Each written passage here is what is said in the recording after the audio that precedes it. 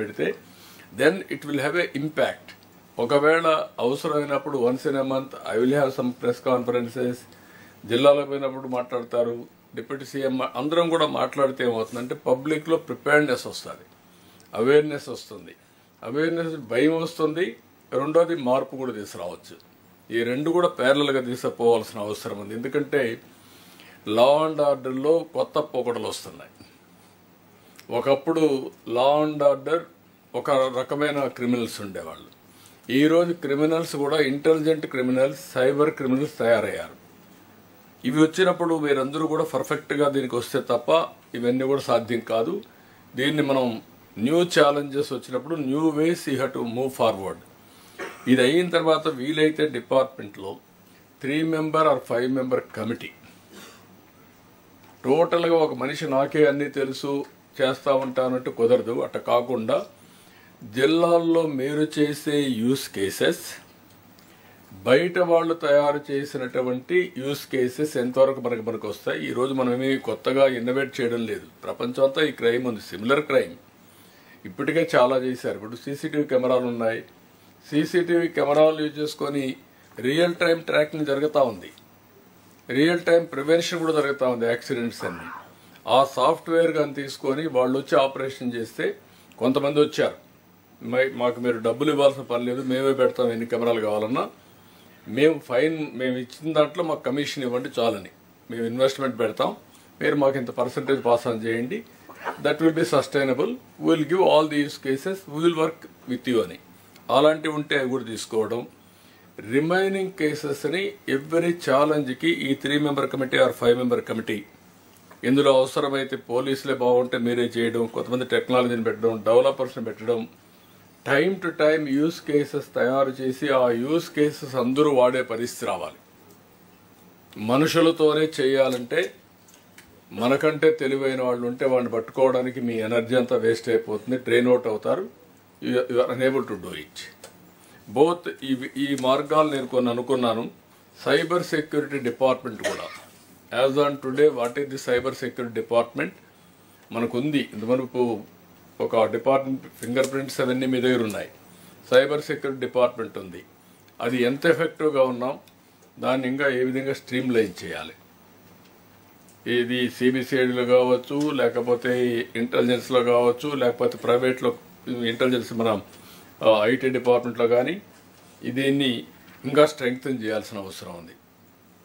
ఈ యాంగిల్లో కానీ ఆలోచిస్తే దాన్ని లా అండ్ ఆర్డర్ కంట్రోల్ చేయడం పెద్ద కష్టం కాదు. ఫైనల్గా నేను ఒకటే చెప్తున్నాను, మనం అసమర్థులం అయితే నేరస్తులు అప్పర్ హ్యాండ్ ఉంటుంది, మనం సమర్థులైతే నేరస్తులు ఆటోమేటిక్ కంట్రోల్ అవుతారు. మూడోది, ఇక్కడ జరిగేదంతా కూడా మీరు ఇది కూడా గుర్తుపెట్టుకోవాలి. ఒకప్పుడు నేరస్తులుగా పరిగణించేవాళ్ళం, ఇప్పుడు నేరస్తులు రాజకీయ ముసుగులో కూడా మనకు థ్రెట్ అయ్యే పరిస్థితి వచ్చింది.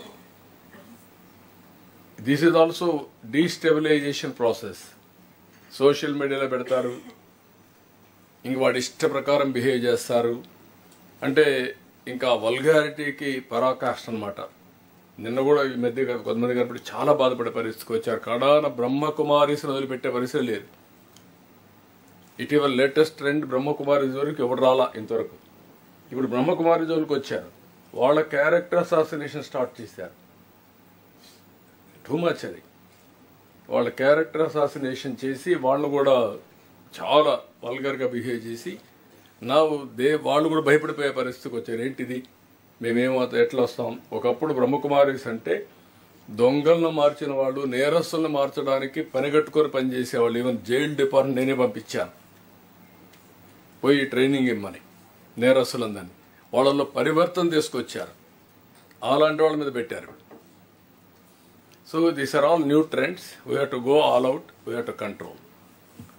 సార్ ఒక చిన్న సబ్మిషన్ సార్, ఈ యూఎల్బీస్ని కూడా మనం ఇన్వాల్వ్ చేస్తే ఫండింగ్ కొంచెం ఇబ్బంది లేకుండా సీసీటీవీస్ పెట్టుకోవచ్చు సార్. తెనాలి మున్సిపాలిటీని మేము అది ఒకసారి మీరు అది కూడా ఒక మాట చెప్తే బాగుంటుంది సార్. తర్వాత social media sir, I think we should be the trend setter across the country sir. ఎందుకంటే మనకు జరిగినంత అబ్యూస్ పదే డిప్యూటీ సీఎం మనం క్యాబినెట్లో అనుకున్నాం కదా సార్, ఒక చట్టం తీసుకొద్దామని. ఈ డిజిటల్ క్రైమ్, ఈ ఐటీ రిలేటెడ్ దాని గురించి, ఎస్పెషలీ సోషల్ మీడియా గురించి వీలైతే if you can engage some experts and come with a new act, definitely a strong message వెళ్తుంది సార్ సొసైటీలో. Singapore has some. Now, ఎక్కడైతే ఇవన్నీ ఉన్నాయో, can we have one committee to go through all these things? Then we'll have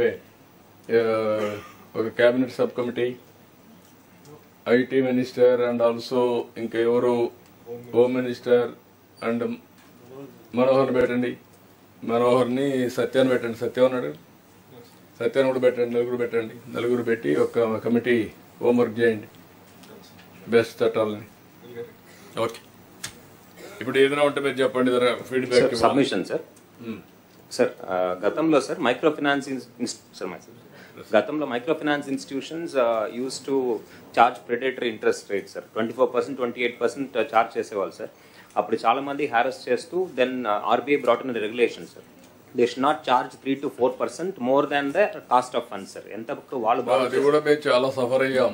micro financing at one stage చాలా problem వచ్చి గ్రామాల్లో మేము అపోజిషన్లో ఉన్నప్పుడు ఒకసారి పెద్ద ఎత్తున ఫైట్ చేశాం.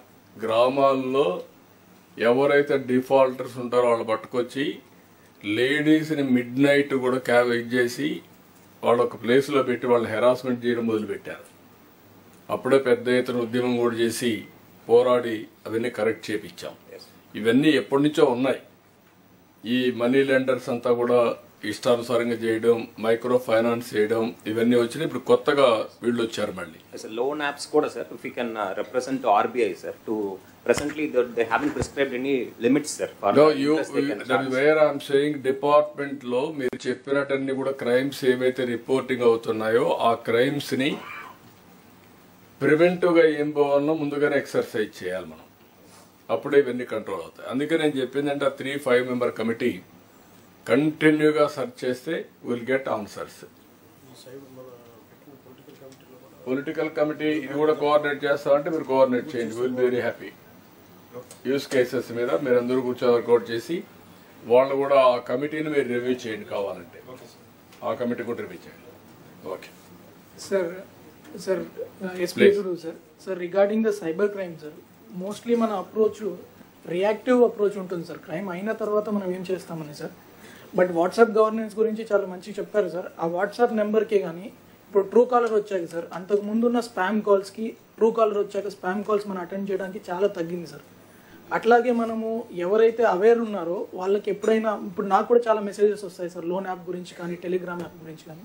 ఏదైనా వాట్సాప్ నెంబర్కి మనం ఇట్లాంటి ఏపీకే ఫైల్స్ కానీ మెసేజ్ కానీ ఫలానా నెంబర్ నుంచి వచ్చినప్పుడు అది మనం మన గవర్నమెంట్ నెంబర్కి పంపించేసి ఇమీడియట్గా దాన్ని వెట్ చేసి ఆ ఏపీకే ఫైల్ని కంప్లీట్గా బ్లాక్ చేయడము, ఐపీ అడ్రస్ని కంప్లీట్గా బ్లాక్ చేయడము, సిమ్ కార్డ్ ఓనర్ని కంప్లీట్ బ్లాక్ చేయడం స్టార్ట్ చేస్తే సార్ మన దగ్గర ఉన్న అటాక్ సర్ఫేస్ ఏరియా చాలా తగ్గిపోతుంది సార్. అదే మధ్యన్ని మీరు అన్నట్టు సైబర్ సెక్యూరిటీకి తీసుకోవాల్సిన ప్రికాషన్స్ అన్ని time to time you have to educate in a big way. That is important. మీరు చెప్పిన పాయింట్లన్నీ చాలా మందికి తెలియదు, ఇగ్నోరెన్స్ ఉంటుంది. ఏదో ఎవరో ఫోన్ చేశారు, టకామని ఫోన్కి రెస్పాండ్ అవుతారు, దెన్ హ్యాకింగ్ అక్కడి నుంచి స్టార్ట్ అయిపోతుంది. అవన్నీ కూడా ఎడ్యుకేట్ చేయాలి. ఈవెన్ మన పిల్లలు కూడా చేశారు కొంతవరకు, కానీ this is a continuous process. మనం చేస్తే తప్ప సాధ్యం కాదు. మీరు ఆ కమిటీ కూర్చొని మీరు అవి కూడా ఇవ్వండి, మాకు ఎడ్యుకేషన్ కూడా ఏం చేయాలి. ఇప్పుడు